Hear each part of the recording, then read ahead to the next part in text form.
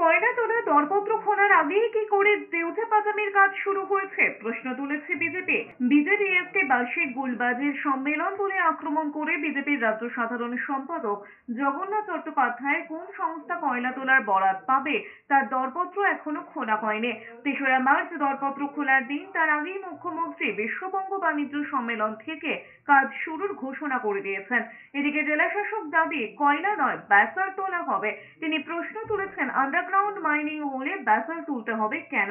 জগন্নাথ চট্টোপাধ্যায় আরো বলেছেন বিশ্বের বৃহত্তম কোল মাইনের কাজ বলেই দাবি করেছেন মুখ্যমন্ত্রী, অথচ যেদিন তার কাজ শুরু হলো সেদিন কলকাতায় কেন বসে থাকলেন মুখ্যমন্ত্রী?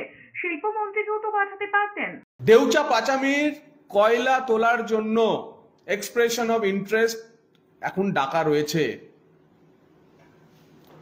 সেই কয়লা তোলার এক্সপ্রেশন অফ ইন্টারেস্টের বরাত দেওয়ার যে দরপত্র বা ইচ্ছেপত্র চাওয়া হয়েছিল, পিডিসিএল চেয়েছিল, পশ্চিমবঙ্গ বিদ্যুৎ উন্নয়ন নিগম, আগামী 3রা মার্চ সেটা খোলা হবে। তা ইচ্ছেপত্রই খোলা হলো না, আজ কি করে সেখানে কয়লা তোলা শুরু হয়ে গেল?